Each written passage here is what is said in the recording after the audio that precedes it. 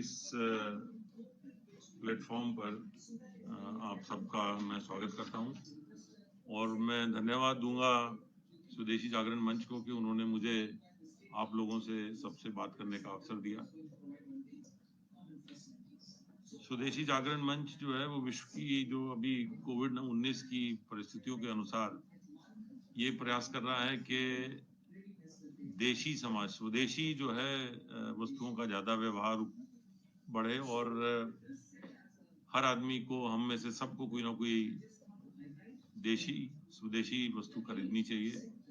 और इस तरह का जो इन्होंने एक लॉकडाउन की चुनौतीपूर्ण स्थिति में भी 18 दिनों से जो स्वदेशी चौपाल का एक काम कर रहे हैं, उससे निश्चित रूप से ही जन जागरण का भाव, प्रशिक्षण का आत्मविश्वास और विदेशी मुद्रा का प्रभाव कम हो, इस पे असर पड़ेगा। और ये अभियान को मेरी बहुत बहुत शुभकामनाएं हैं और हम सबको प्रयास करना चाहिए कि ये अभियान सफल हो।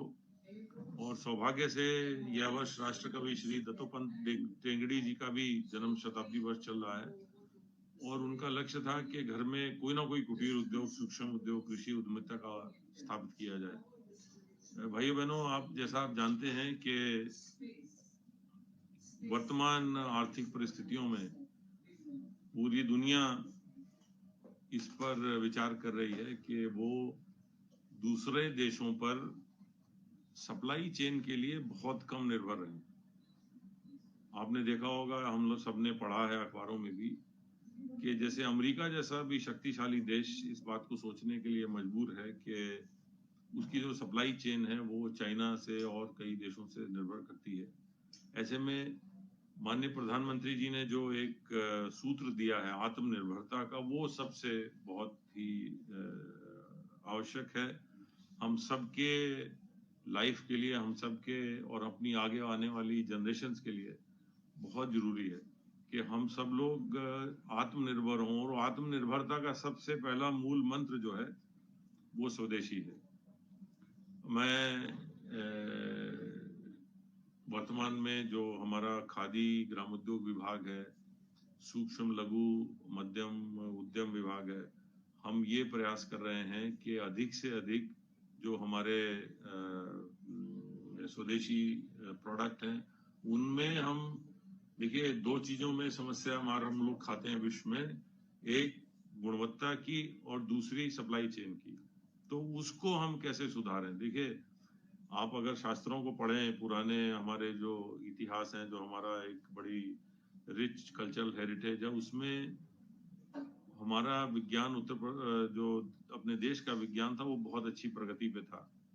और उस प्रगति को हम लोग जो है पश्चिम की प्रगति के प्रभाव में धीरे धीरे हम उसको छोड़ गए हैं। और भौतिकता के मोह में जो है हम लोग इतना हैं कि जो हमारे स्थानीय उत्पाद हैं, जो कि हो सकता है गुणवत्ता में इतने अच्छे ना हो, लेकिन वो उसका भी एक कारण है, वो ये कि हमने हो सकता है उनको इतना बढ़ावा ना दिया हो, जिसकी वजह से वो उनके पास गुणवत्ता सुधारने का उनको कोई इंसेंटिव ना मिला हो, ये भी कारण हो सकता है। तो किसी वजह से हम लोग उस तरफ चले गए हैं। और भाई मतलब मेरा व्यक्तिगत, अगर आप माने तो मेरा व्यक्तिगत ये है कि ये जो वैश्वीकरण की प्रक्रिया है वो एक तरह से पश्चिम की जो हमारे विकसित देश हैं, ये उन विकसित देशों की एक तरह से उपनिषेध जैसे होता है ना, कॉलोनिज्म, ये पश्चिम देशों का एक तरह से कॉलोनिज्म ही है। और मैं इसको इकोनॉमिक कॉलोनाइजेशन बोलता हूँ। इकोनॉमिक कॉलोनाइजेशन कैसे कि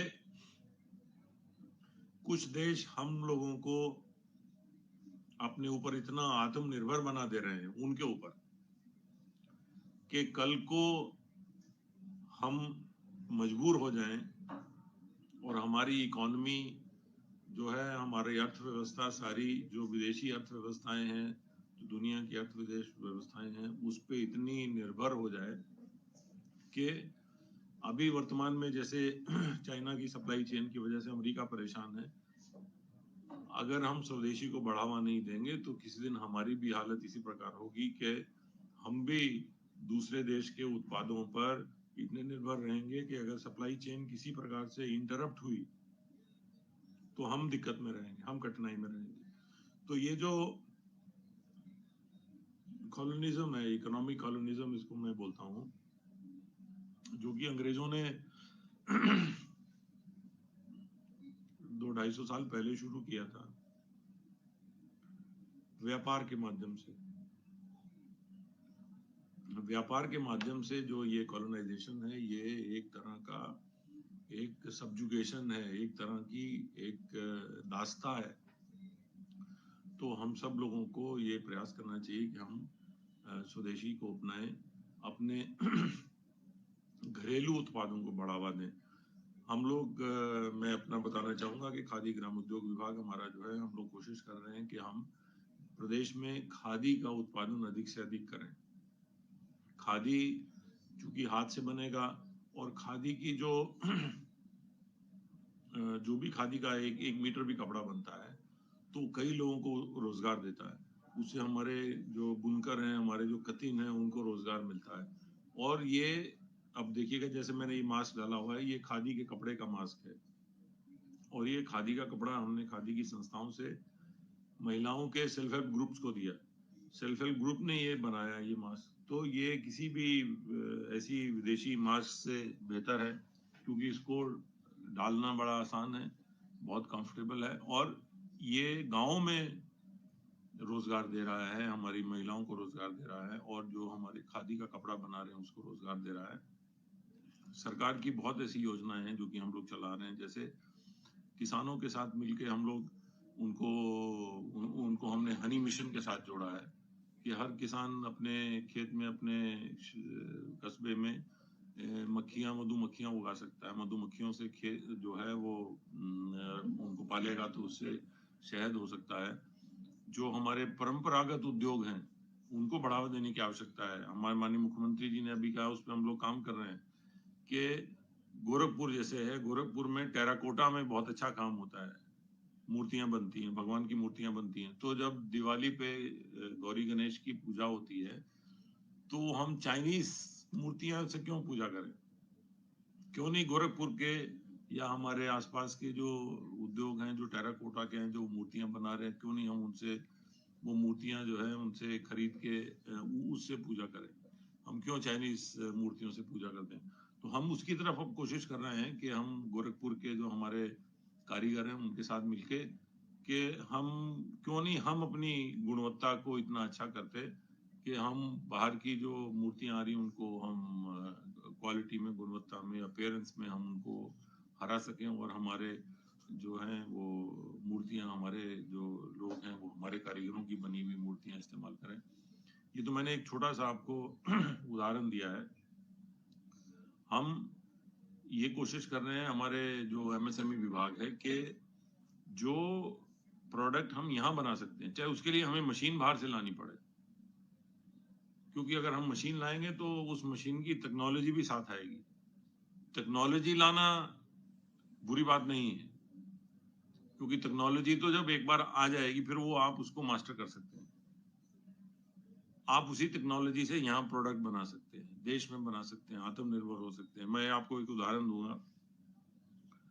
हमारे यहाँ संबल में जो है वो बटन बनाने का काम होता है, जानवरों की हड्डियों से बटन बनाते हैं। तो ये बटन जो है ये महंगे बिकते हैं, लेकिन इन बटन को चाइना भेजना पड़ता है फिनिश होने के लिए।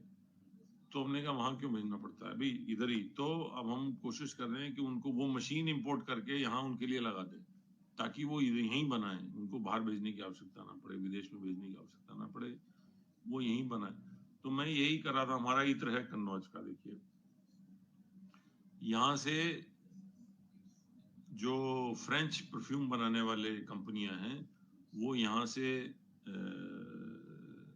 रॉ मटेरियल ले जाते हैं, कन्नौज से एक्सपोर्ट होता है, और फिर वो परफ्यूम बना के यहीं वापस भेजते हैं। इतनी अधिक संख्या में, आप सब जानते हैं, फ्रेंच परफ्यूम दुनिया में, देश में बिकता है। और उसका आधार बहुत सारे समय पे आधार कन्नौज से ही उसका जो एसेंशियल ऑयल्स हैं वो जाते हैं। लेकिन हम क्यों नहीं कोशिश करते, और हम उस पर कोशिश कर भी रहे हैं कि उस परफ्यूम को, उस लेवल को, उस स्टैंडर्ड को हम कन्नौज में क्यों नहीं बना सकते। हम कन्नौज में बनाएंगे तो वो हमारा अपना प्रोडक्ट है, उसको हम बेचेंगे तो यहाँ एम्प्लॉयमेंट जनरेट होगा, यहाँ जनरेट होगा, हम आत्मनिर्भर बनेंगे।